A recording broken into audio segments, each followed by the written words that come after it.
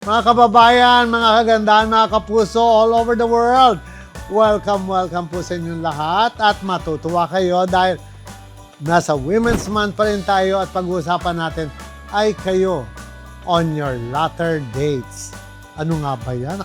Hindi yata magandang pag-usapan yan. But anyway, we really have to talk about it. May mga bagay-bagay na ayaw natin pag-usapan but we have to.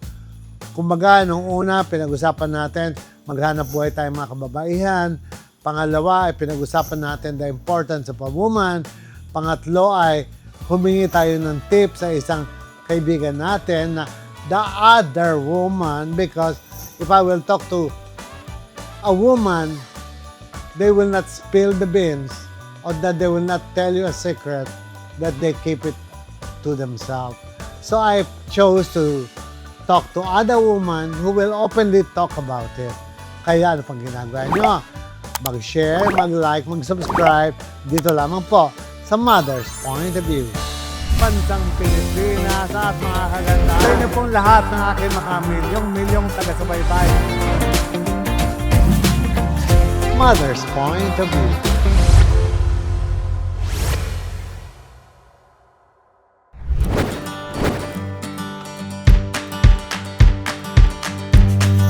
Mga ate, mga mamshi, mga mamis, mga tita, masarap pag-usapan kung ano kayo, being a woman.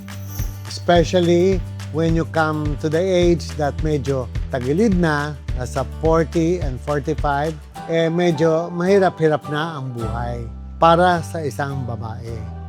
And I'm really very honest to tell you everything na pwede kong sabihin ay sasabihin ko po sa inyo just to take care of yourself. I just heard a simple phrase a while ago that life is too short. Napakaigsi ng buhay para tayo ay magmukmok at magproblema being a woman.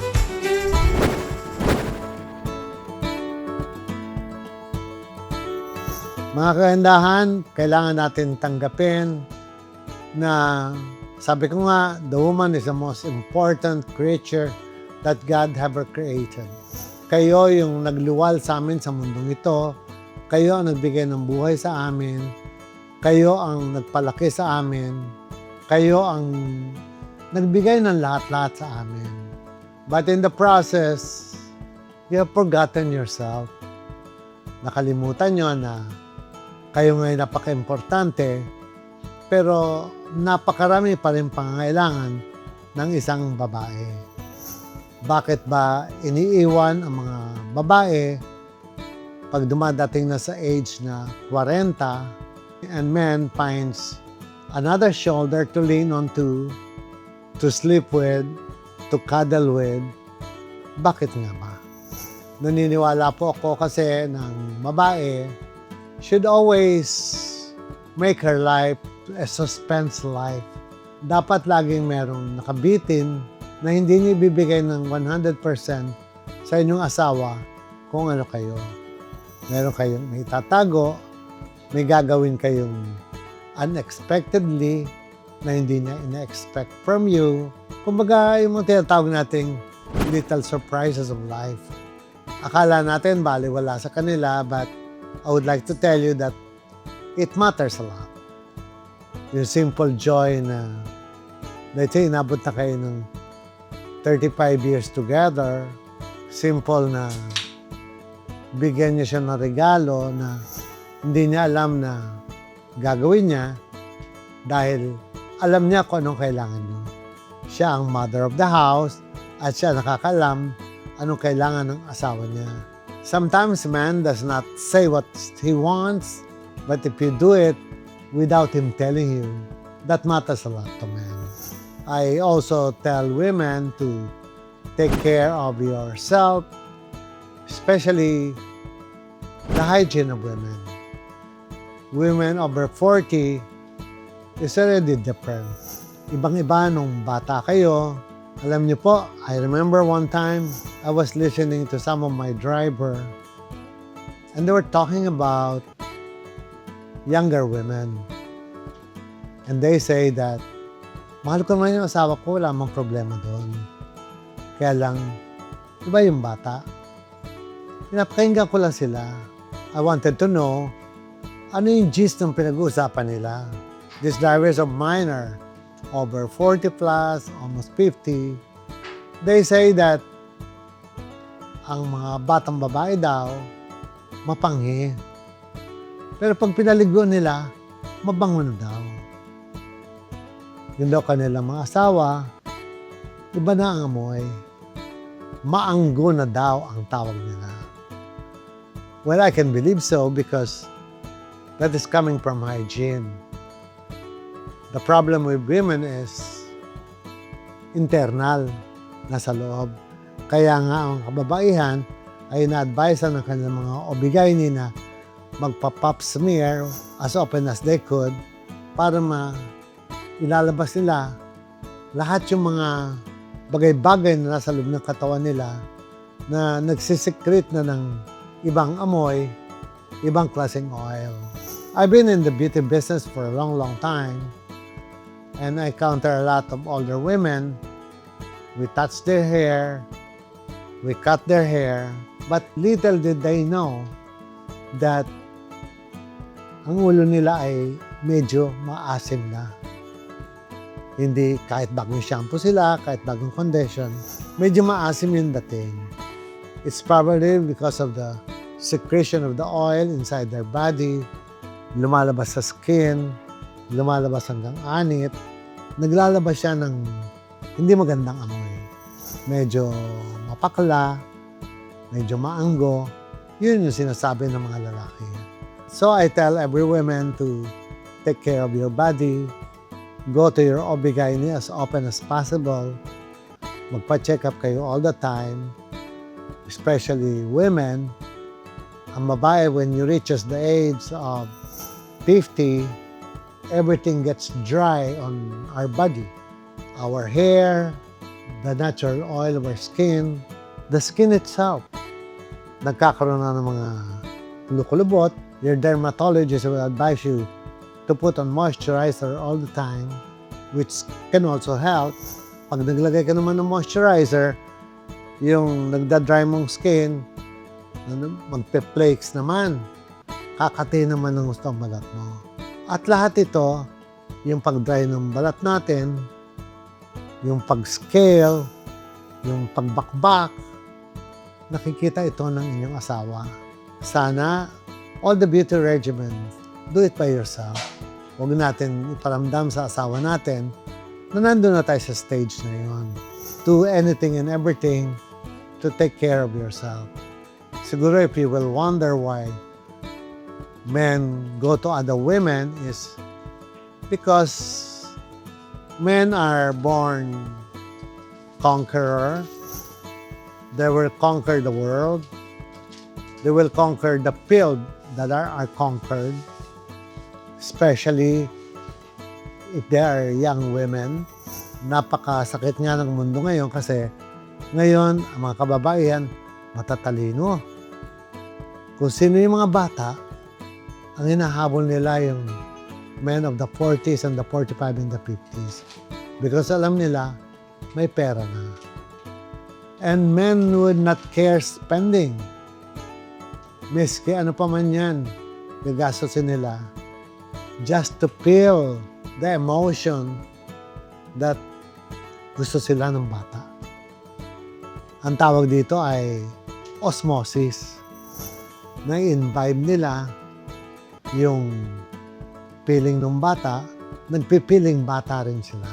So, the number one na dapat yung bantayan is pag ang asawa nyo ay pabango ng pabango, pag ang asawa nyo ay nagpapalit na ng mga bagong damit, pag ang asawa nyo ay papogi ng papogi, but seldom touches you, mag-isip na kayo. But I don't say that you should quarrel your husband. Shall I say, make a little adventure, make a little drama, para yung pansin ng asawa nyo ay bumalik ulit sa inyo. Kasi nga, medyo nalihis yung kanyang pansin. So, kailangan gumawa kayo ng ibang drama, pelikula, para bumalik yung pansin niya sa inyo. Huwag niyong hahayaan na malulung siya kung siya nandun. Dapat you should learn how to fight. I always tell this to a lot of women. If you love your husband, you fight for him. You don't fight him. Magkaiba po yun. If you love your man, fight for him. Don't fight your husband. Because the moment that you fight your husband, the more you're throwing him away. Because on the other field, he will say that, oh, itong isa mabait, hindi ako inaaway. Lagi ako pinagluluto, lagi ako iniintindi.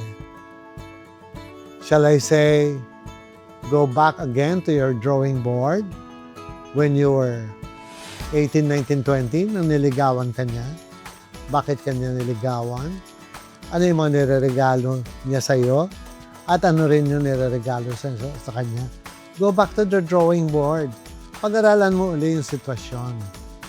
Use your children to entice your husband to stay. Use your children in putting up a family. Lagi niyong i-inculcate sa inyong asawa that here's a family that waits for you. Kasi pag naramdaman ng asawa niyo na kayo ay nanggigera na at nagagalit ng mga anak, kasi yung mga anak, siyempre natural, 100% ay kakampi sa mga nanay. Pag ang mga bata ay kumampi na sa nanay, nagalit na sa tatay, that will be the start of mahirap makabalik uli. So as much as possible, hanggat maaga pa, go back to the drawing board. Yung paglalambing nyo, yung mga ginagawa nyo before na nakalimutan nyo nang gawin dahil nanay na nga kayo, mag-iintindi na kayo ng mga anak, nakalimutan nyo siya. Try to restudy again. Ibalik natin yung tiwala that no matter what happened, nandyan kayo sa kanya being the one.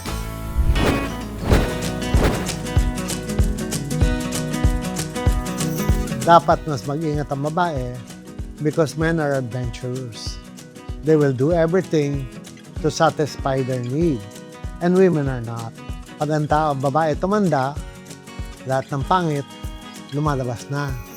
Pangit na balat, pangit na buhok na, pangit na yung hugis ng katawan, bagsak na ang boobs, malalaki na mga puson, malalaki na mga pigi. Dapat women should use it as an asset. Make everything as a joke. Huwag niyo seryosohin masyado ang buhay. Dahil ang babae nga, hindi adventurero. Hindi kagaya ng mga lalaki, they're adventurous. Pag napasok sila sa isang bagay, nahihirapan din silang makalabas lalo na pagka nagkaroon sila ng anak sa labas. That seldom happens to the side of the woman. It's the law of nature that people will get old, husband and wives will get old, but when men gets old, they become more precious to younger women, while women, when they get old, they loses their self-confidence. Because every time they look at the mirror and their eyes are already sagging and their skin are dry, nawawala yung kumpiyansa sa sarili. Ako naman, ang payo ko sa lahat ng mga kababaihan, when you reach the age of 45 to 50, try anything and everything that the science has to offer. So if you have to do a beautification of your eyes, patanggal yung mga eye bags, go ahead. If you can do a mini lip, go ahead. Yung mga klinika na nag-offer ng mga machine, at kung ano-ano, that's only applicable when you're 30-something. But when you are already 45, 50, 55, hindi na applicable. Talagang you will go under the knife already. Like when your arms are already sagging, and ako, I'm lucky enough, I take care of myself. So I don't have sagging arms. But women loses their sags very soon. You know, and yun ang aalagaan nyo. Do a little workout in the morning. You can do a little stretch. You can do a little walk. With this, you're showing to your husband that you love your body and you like to take care of it. For him to take care of you also. Whatever science has to offer, If you would like to have a repair of your boobs, go ahead. Because sa dami na ng inanak nyo, babagsak at babagsak na rin yan. But if you can repair it, go ahead. Sabi nga ng isang matandang nakita ko, nakilala ko siya, 65 years old, nagpa-boob job. Sabi ko, ba't pinagawa mo pa yan? May edad ka na. Sabi niya sa akin, may edad na ako, Ricky. Pag ako namatay, gusto ko naman may nakatayo pa sa akin. Hindi lahat ay nakabagsak na. You get the point? That's a simple way of saying, I'd like to take care of my body. We are entitled to ourselves. And we should take care of ourselves. Hindi tayo dapat umasa sa ibang tao na sabihin, magpa-facelift ka, pagwa mo mata mo, pagwa mo ilong mo, magpa-pouty lips ka. I just had a friend. She's turning 60. Her lips have shrunk. Umatras na kasi as we grow older, everything will shrink to us. Yung labi niya umatras na. Sabi ko, samahan kita sa kaibigan ko. Pina-injection, oh my God.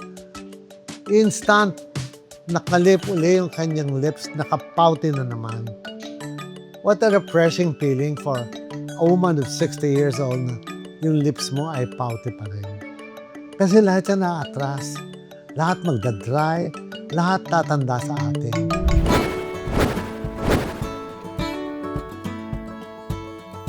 Especially pag menopause na kayo, your hormones are already in balance. Pag in-balance na yung hormones nyo, lahat ng masamang ugali dadating sa inyo, magiging mayamutin kayo, mainitin ang ulo, laging galit, because it's the body changes. It's the hormones that dictates everything what's happening to us. Huwag niyo antayin. Magpa-hormonal balancing kayo para manumbalik yung inyong dating sigla, mawala yung mga negative feelings because your hormones are balanced. But with hormonal balancing, I recommend stem cell. I don't want to recommend yung ginagawa dito sa Pilipinas na HRT, hormone therapy session. Yung HRT therapy, yan po ay gawa sa ihi ng kabayo. So, may mga side effect. So, I should say, pa-stem cell na lang kayo. What is $1 million or $2 million kung if you will feel good to yourself? Ako, ito, I've been telling myself openly. Ako, I have severe osteoarthritis. My God, I cannot even walk before. I'm just in the bed. But now, look at me. I don't mind spending my money. I earned it myself. Pinaghirapan nyo yan, so might as well enjoy it. Go to a good plastic surgeon. Magpa-facelift kayo ng konti. Bumili kayo ng mga magagandang skincare para manumbalik yung pagka-rosy cheek ng pisngi nyo. Keep on making and applying a good moisturizer on your arms and your body, everything. Para paghawak sa inyo ng inyong asawa, malambot ang inyong balat, malusotla, hindi makaliskis. Kasi pag makaliskis, it's a turn off for men. You know? Huwag nyo nang hayaan dumating yung point na mati-turn off sa inyo, asawa nyo, because aging is rapidly catching you up. Let's delay it a little. Sabi na nga natin kahit bumata tayo ng 1 oras, 1 buwan, 1 linggo, that's good enough. Bumata tayo. Rather than magpo-progress yung pag-age natin. Diba? One clear example, I've known a woman of 65 years old, nagpa-facelift, kulubot na siya bagsak na yung mata, bagsak yung pisngi, double chin na, maraming kulubot sa leg, nagpa-facelift. Sabi ko, ate, very close kasi ako, ba't ka nagpa-facelift? I'm 65 years old. Sabi niya sa akin, paano kung mamatay ako bukas? At makita ko ng mga kaibigan ko sa kabaon. Ano sasabihin nila? Ay, matanda na, hayaan na natin namatay niya. Okay na yan. Pero kung ikaw ay maganda, nasa kabaon, sasabihin nila, uy, sayang naman. Ang ganda-ganda pa niya, ang bata-bata pa niya tingnan. Dapat hindi pa siya umalis. You see the difference? There's a positive connotation rather than negative connotation. And it is only a matter of taking care of ourselves. Mga ate, mga momshi, huwag tayo masyado magpakabisi sa mga apo, mga anak. Look at ourselves. Do anything and everything so we'll be good and healthy. Especially calcium for women. Very, very important. Calcium should be the number one because women loses their calcium very easily. Especially pag nanganganak sila, nauubos ang calcium nila dahil nata-transfer sa mga anak nila. Pag nawala ng calcium nyo, uugod-ugod na kayo. Gusto nyo ba yon? 60 years old pala kayo, nakabasto na kayo. Masarap yung 63, 65, diretso pa ang katawan nyo. Because the calcium in your body help you to stand up well. Mga ate, mga momshi, mga tita, mga mommies, we have done everything in this world. The first month, we talk about how to be a good businesswoman. Second, we talk about the importance of a woman. Third, namili tayo ng magagandang payo galing sa isang kaibigan ko na si Myper. Ngayon, the last week of March, I would like you to think about yourself. Think about your body. Forget about your children. Forget about anything in the world. Just take care of yourself. Hindi po nadadala sa hukay ang yaman. Ang kailangan ay healthy tayo at maganda ang disposition sa buhay. Mga mamshi, I love you to love yourself. Please do because nobody will except yourself. Mahalin po natin ang ating sarili at lagi po tayo mag-share, mag-like at mag-subscribe dito po sa Mother's Point of View. Ito po ang franchising booklet ng Hair Clinic. Nakalagay dito yung aking experience for a long time and what we have to offer. And Ricky Reyes here is already a hair doctor dahil gagamutin nga natin lahat ng sakit ng inyong buhok. At ito ang mga services that will turn your investment into profit. Ito ang tinatawag na Straight Express. Meron din tayong tatawagin na service na AIA Reborn. At kasama na din dyan ang waxing. At ang pinakauli ay ito. Itong item na to, ang tawag namin dito ay Carboxy Scalp Treatment. Kami lamang po ang gumagawa pa to sa buong Pilipinas at sa buong Asia. Lahat itong mga merchandising na to ay ibibigay po namin sa inyo. Lahat ng magiging tauhan nyo, ititrain namin, walang bayad. Lahat ng gamot, susuplayan namin kayo. Lahat ng mga pambentang gamot, kagaya nito.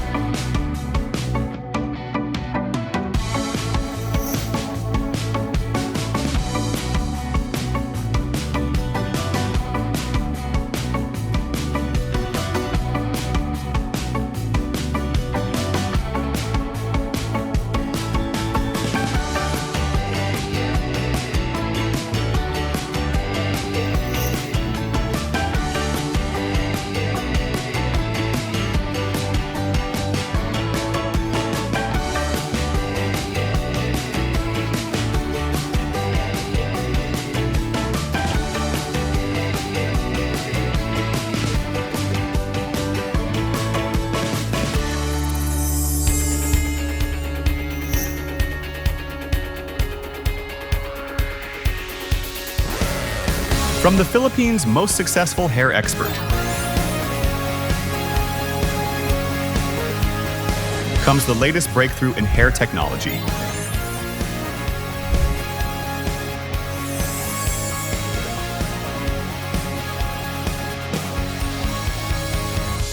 Ricky Reyes Hair Clinic, now open for franchising.